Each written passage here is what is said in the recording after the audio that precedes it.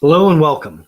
Today, Circuit Bridges will feature saxophonist Drew Whiting perform the works of contemporary composers Spencer Arias, Alexis Bacon, Christopher Chandler, and Monte Taylor.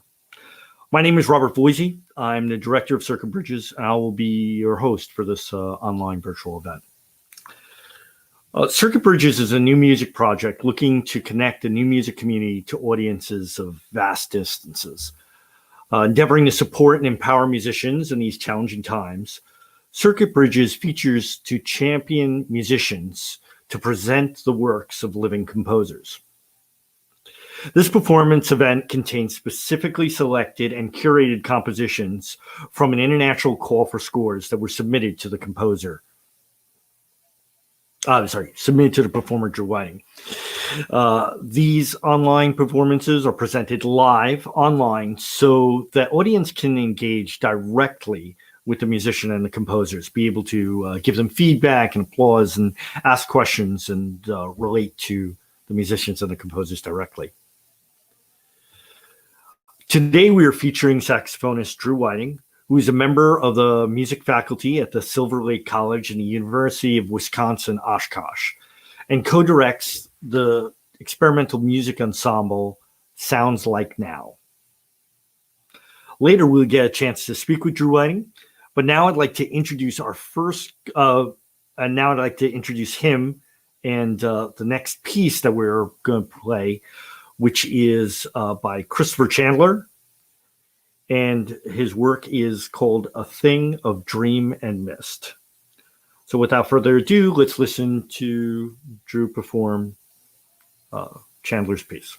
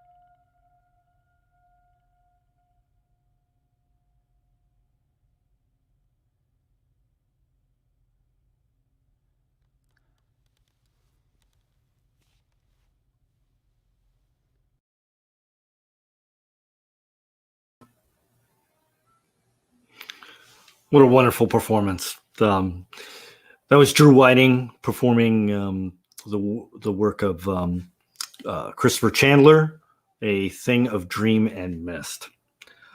Now I'd like to introduce Alexis Bacon, and speak with her, have her introduce herself, talk about herself and her piece, Cradle.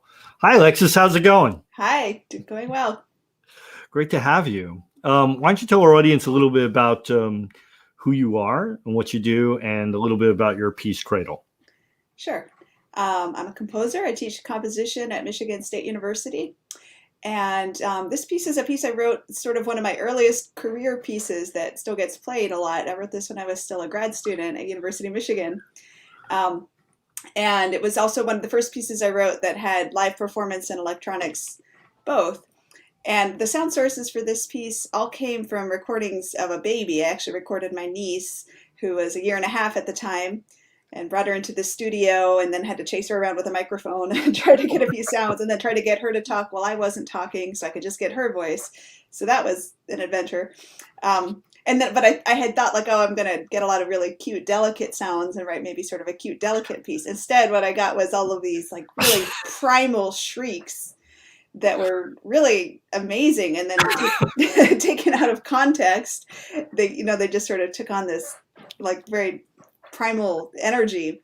Having a 3-year-old myself, I yeah. completely understand. Yeah, so it turned into a totally different kind of piece that I think some people find it funny and some people find it very anxiety inducing, and I think I like to think of it sort of like in a funny balance that sort of plays with our feelings about kids and about babies and that sort of thing.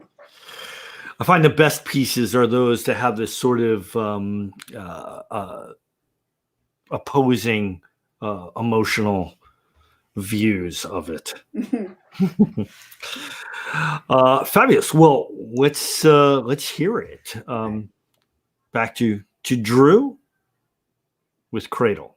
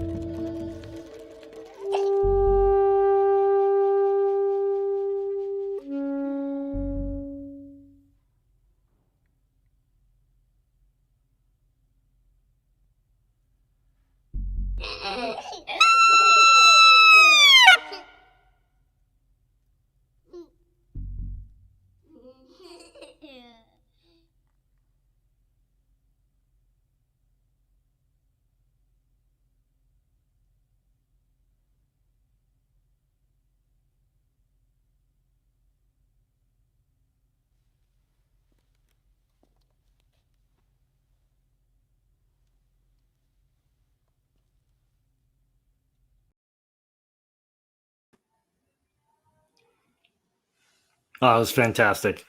Yeah, I love how the saxophone sort of blended in with all the baby sounds. I definitely could hear the approaching of the children. So for our next piece that we have coming up, with a piece called "What Is Your World," um, by Spencer Arias. If we could bring in Spencer, I know he's somewhere in there in the background. Hey, Spencer, how's it going? It's going well. Thank you for having me. Oh, it's a pleasure for you to be here. So why don't you tell us a little bit about yourself and your piece? What is your world? Yeah. I'm Spencer Arias. I'm a composer based in East Lansing, Michigan. And a lot of my work tends to try to create some sort of sound world or experience that focuses on some sort of social issue or some sort of story of somebody. And what is your world?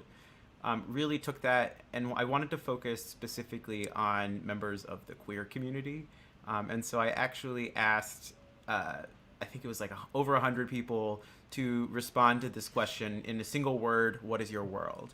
And then I wrote this piece that asks the saxophonist to answer these questions as well. And so it really is about the community and asking the performer to kind of put themselves out there and be honest about what is their world and what is important to them.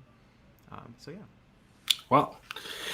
Great. So you know what? Let's hear what he has to say. We'll go to Drew um, and have hear "What Is Your World" by Spencer Arias.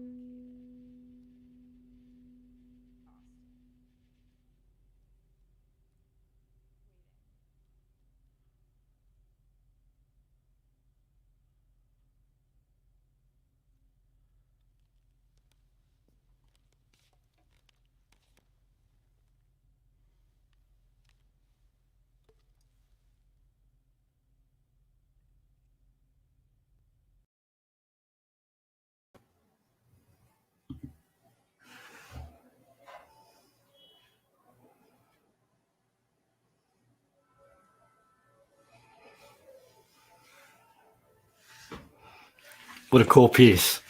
I think I like the world that Drew is living in. I love his answers. Beautiful.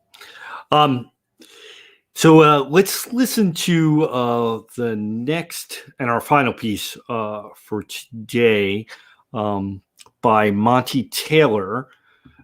His work is called Sigil to Amistad. Let's hear from Monte and see. Hi, Monte. How are you, man? I'm good. How are you?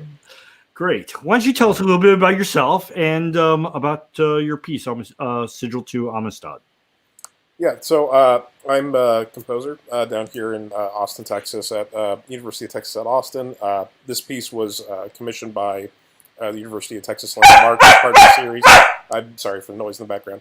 But it's for a series called Sound and Sculpture, which there were several pieces commissioned like every year, basically, for like a certain part of their collection. In this case, it was a mural by Jose Parla called Amistad America, which is kind of the idea behind it is to kind of embrace the idea of multiculturalism and cultural fusion in Austin, Texas. In Austin, Texas specifically. Like the mural itself is in a building that's on the corner of Guadalupe and MLK. And so like the idea here was to try to represent the kind of conflict that comes with intercultural discourse and cultural fusion over time through a series of converging spectra represented in the electronics and how the saxophonist interacts with that sound world and eventually becomes one with it. So, right, fabulous. Well, let's hear how all that comes together. And this is Drew Whiting performing Sigil to Amistad by Monte Taylor.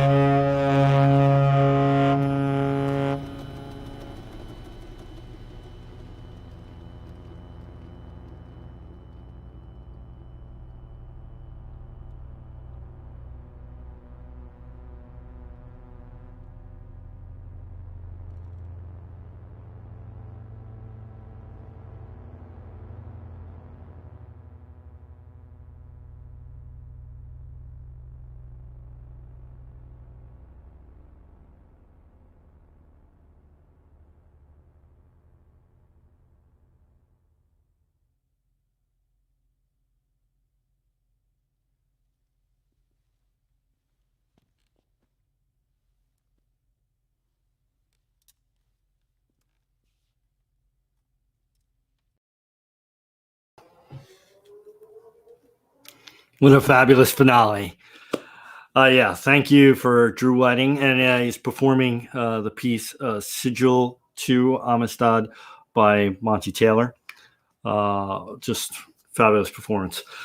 So I'd like to bring the whole composer cast into the room, and we'll bring in Drew into the conversation a little bit.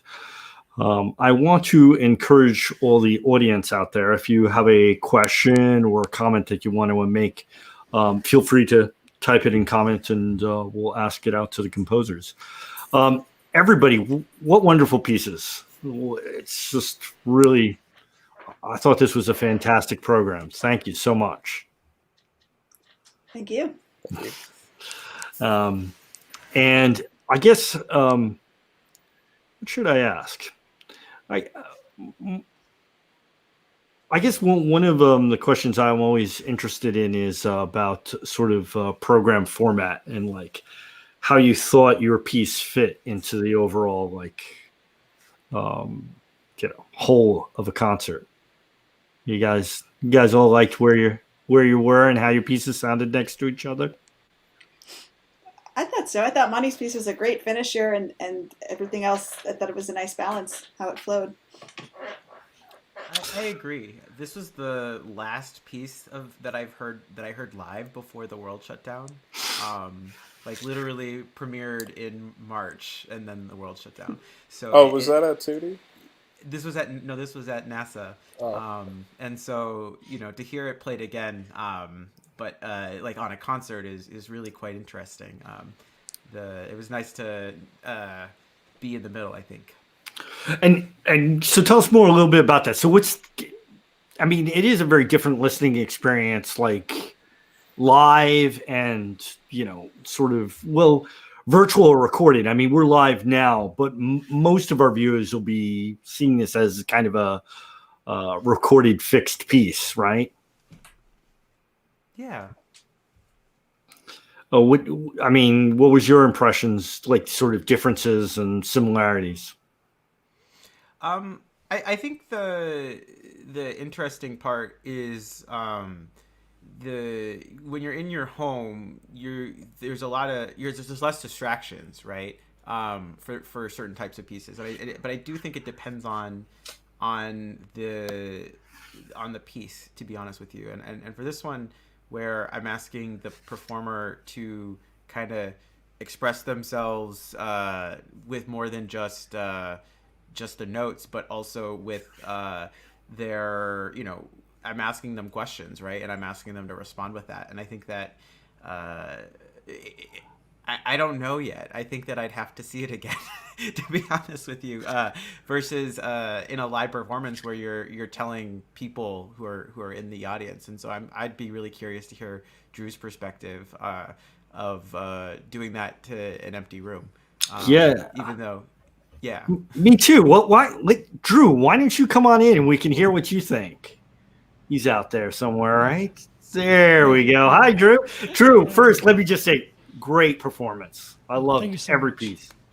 Oh, thank you so much. It was really, it's a pleasure to play all of your work. It was really just fantastic. And this is really something to look forward to with, how much of our lives have changed over the last year. So anytime I get to perform, I get to, be myself again. It's just such a welcomed opportunity. So thank you all for your wonderful music.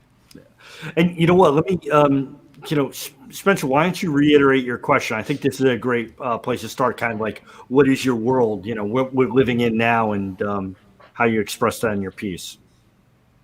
Yeah, we were just curious, Drew. Performing this, I've only heard this performed twice now, and the first time was at NASA, and it was the last concert before the world shut down. And so to hear it again, but you're playing it to an empty room. So I'm curious, expressing, and putting yourself out there like that. I'm curious how that is to kind of be by yourself, but not really. Yeah, no, it's such an odd thing. The piece itself, I feel, it's obviously very introspective. And so I think when I'm, to an empty room, it's kind of easy to do that, or at least it's a very safe situation to do that, I should say. I know other people are listening to me, but inevitably we're influenced by what's around us. And when I'm in an empty room, a big empty room, you can kind of just be in your own space and really just focus on that. Where it's like when you're live, obviously you're getting the energy of the audience, you're responding, even if they're not saying anything. It's like there's an energy there. And that's not there in the empty room. So you just have to go inward and really just find where that is for yourself, I think. So I love performing. It's a beautiful piece. Yeah. Yeah, and so let me ask you a question. I guess this is to all the composers. Do any of you ever get backlash for writing progressive or political music, or anything that might be controversial? I mean, I would say generally new music audiences aren't particularly reactionary, so it's not too much of an issue most of the time. I'd say probably the most backlash is from other composers and older composers, and I think they have more of a reaction to the music than the political message itself, because if anything that they don't like musically, they take that as an expression of something they don't like politically sometimes, and vice versa. So that's just my experience, though. What's been your experience, Alexis? Well, yeah, that's hard for me to answer because I don't think of most of my music as being like overtly political. So no, I've never gotten any particular backlash over any message in my music. I mean, there might be some sort of underlying political messages and some things I've written, but I don't think it's. Nobody's ever walked out or anything. So if they do, they don't tell me. Yeah, I don't know if I've ever been like. I guess maybe like when I had the idea for this piece, there was other queer composers or saxophonists rather, who I think might have not wanted to be involved, but more so just because they don't want to be associated, like not that they don't want to be associated with their queerness, but they don't want their queerness to be like central to them, like to their ethos as a performer. And I think that was definitely something that came up at NASA when like talking to people in the reaction of the piece. But that said, I haven't heard anything but positivity from at least from this piece that I did. Yeah, I'll jump in with that. With Morgan asked, like, Morgan's one of my students and is working on the pieces and is going to perform on their senior recital. So it was, I'm sure that was in front of their mind when they asked that, and I know they're really looking forward to performing it. Well, I'm happy to talk with them anytime. That's awesome. And Drew, have you ever performed a piece that you've had like any particular, and I'm talking about like anything like that had like a visceral sort of reaction from the audience? Yeah, actually, one of the first pieces of electronic music I ever performed by Robin Heitfitz, "Caught in the Glare" for alto sax and electronics. It's a really it's a wonderful piece. It really got me out of my box because there's a moment in it. It recaps a time in the composer's life where they lived in Israel and they survived a suicide bombing attack.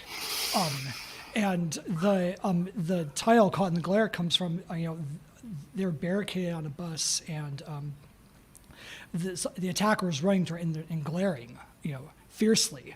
And in the middle of the piece, I'm asked to do that to the audience. Oh, well. And it's something where you have to, number one, embody that kind of violence. And then also I'm improvising while doing it.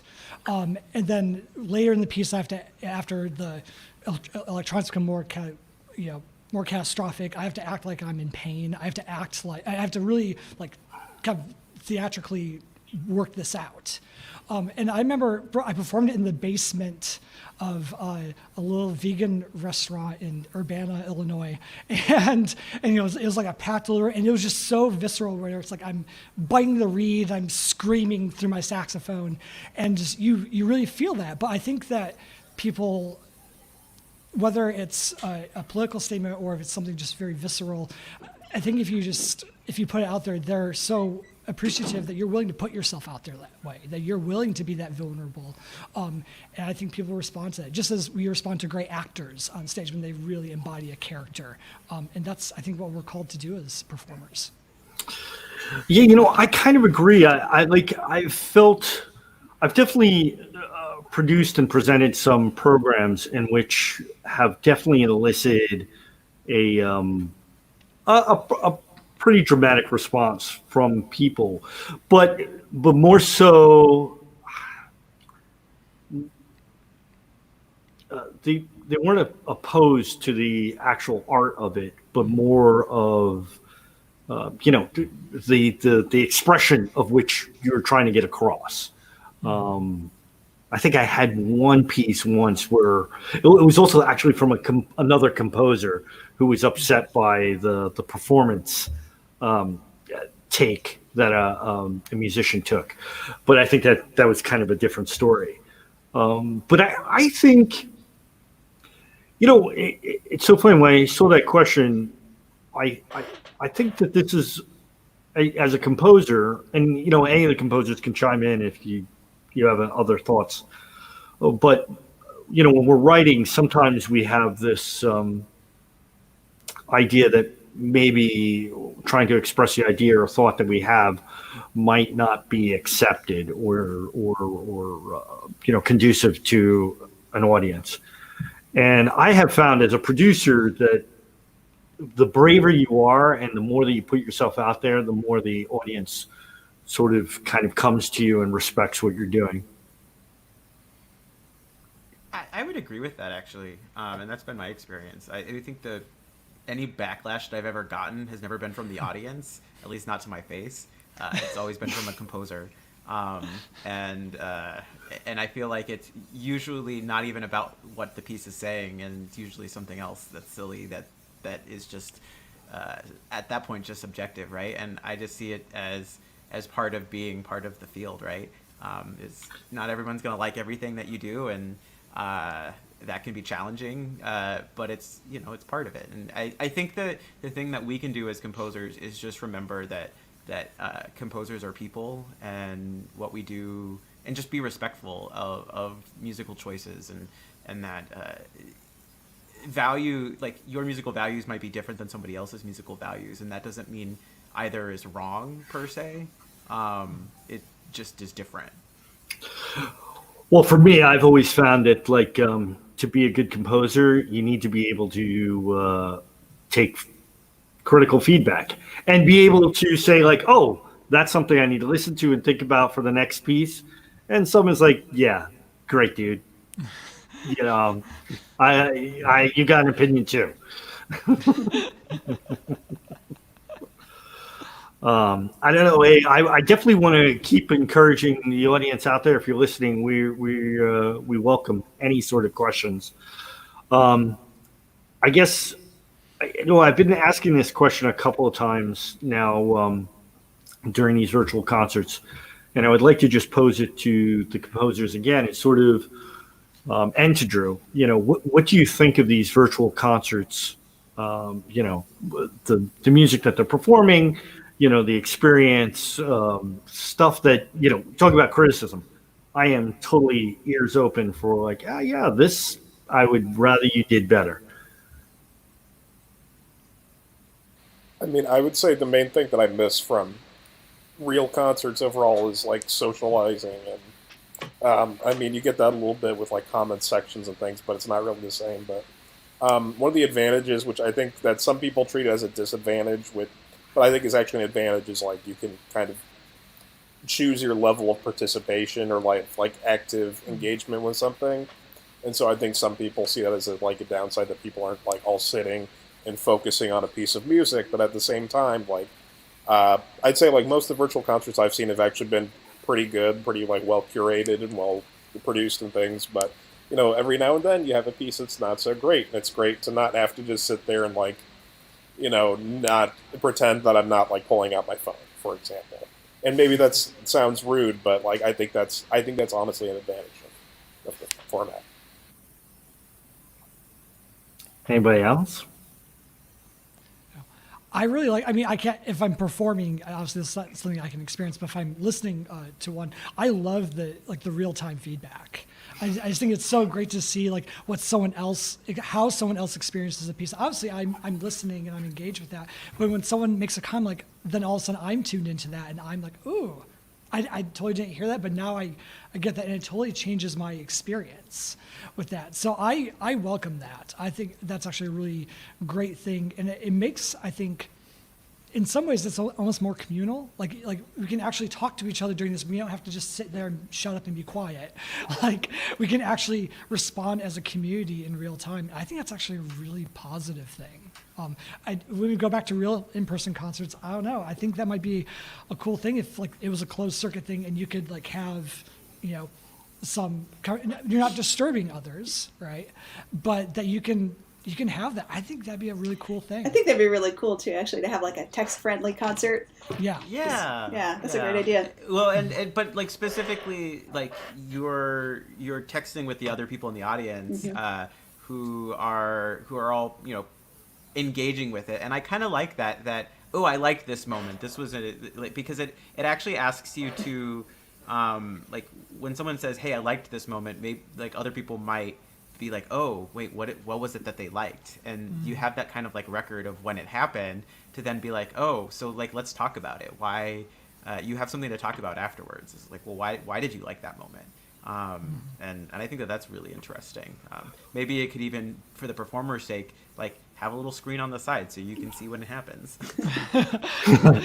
Well, I was about to say it's kind of like the sort of difference between a classical concert and a jazz concert, right? I mean, a jazz concert is much more vocal and people are talking to each other and they might make a comment here and there and so forth. They're still listening, it's not like they're separated from the performance, but it's more interactive, right? I mean, it's music, right? We can multitask in general. I definitely am I definitely prefer the like the concerts in bars or something like that than in a concert hall, generally speaking. And that's not for every case, but for like a lot of situations, I actually prefer that more laid back feel. And for me, it's just because I'm a pretty laid back person, and I don't know, I like to not have to be like at attention all the time, and there's this performative aspect of being at a concert, right, where you have to look like you're paying attention, you have to look like you're not dozing off, you have to be perfectly engaged, and we also all have very busy lives outside of that one moment, and to the earlier point, like not everybody's gonna like everything, and I think that's okay. It's not about respecting. It's you showed up. That's already showing a lot of respect that you're giving someone your time. I'm not saying that as performers you have to like automatically hold people to attention for a long time. But I just being more accepting of that people's lives are busy and classical music and contemporary music is challenging, and it's challenging not because it is different, but it's because of the expectations of engaging with it, and I think that's what makes it challenging. And sometimes like we don't expect that in other types of music, and that I think that can be frustrating. Yeah, I mean, for me, it's so funny. They were talking about sort of writing conflicting music or something, and I have to admit, when I write or produce, part of my goal almost is to sort of elicit a reaction from the audience. Not like when I say reaction, I don't mean like to sort of torture them and like but more like oh, they thought this was funny. This was triumphant and they wanted to clap. I kind of almost always love when there's a piece that's, between two movements and it stops and then people start clapping just like from exuberance. And you can see there's, no, it's not the end of the piece. But for me, I'm just like, they love it. Let them go. That's, I sort of want to hear the the visceral sort of emotion that we evoke with our works. I want to again encourage anybody out there, if you want some last questions and sort of like that would be great. Drew, I mean, I want to definitely thank you. One of when we put this project together, we put out a call for works, and I just want to thank Drew. Like, we have a limited amount of time. We can only pick everything. We can't pick everything. We always would want to include as many composers as you possibly can, and that's been one of my goals. I don't know if anybody knows my 60 by 60 project, but that I included 60 composers. So like, the more I can stuff in, the better. But there's only so much you can do in a period of time. And when we completed this call, Drew was just like, "Oh, there's so many great pieces. I wish we could play more." I was like, "If you want, we can." And so this is our second concert, and because we played double the amount of pieces. And Drew, I just want to thank you for all your effort and your hard work for this. You did a fantastic job. Thank you. No, thank you. And it's, there's so much effort that goes into this, obviously, from your end, from the call, the scores to reviewing the pieces. I mean, so many people are involved in this. And so I think for me, it was just, there was so much great work that I got to listen to. And it was hard to say, well, how can I, I love Spencer's piece and I love Monte's piece. They're two very different things. How can I, and they call for different things. They call for a different kind of performing. How can I say one is better or worse? I can't do that, because to me, I really go for the reaction I have to the piece and whether I think like, hey, this is something I really would like to do. And there was just a lot of work I really wanted to play. So I was like, great, let's just do more. Well, thank you. And with that said, let me start thanking the sort of huge body of people that are out there. First, I want to thank the engineers at the University of Wisconsin Oshkosh, Nathan Edwards, Director of Recording and Technology, and AJ Ram, Music Hall's Facilities Director. We're streaming from the Music Hall and Arts Communication Center at the University of Wisconsin Oshkosh, and I can't. It's when the people on the ground are doing their thing, it definitely shows. Drew is a beautiful sound, and it definitely comes forward from you guys there in Wisconsin. I also want to thank Virtual Concert Halls and their engineers.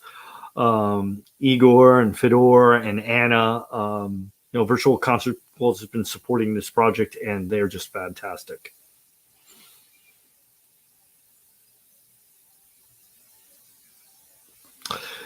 Also in the background is New Music Engine, who helps us facilitate the scores and the sort of judging and all that, and with Mike McFerrin and Tony Reimer. And yeah, that's just a little bit of the team and some of the administrative stuff that goes to putting all these things together.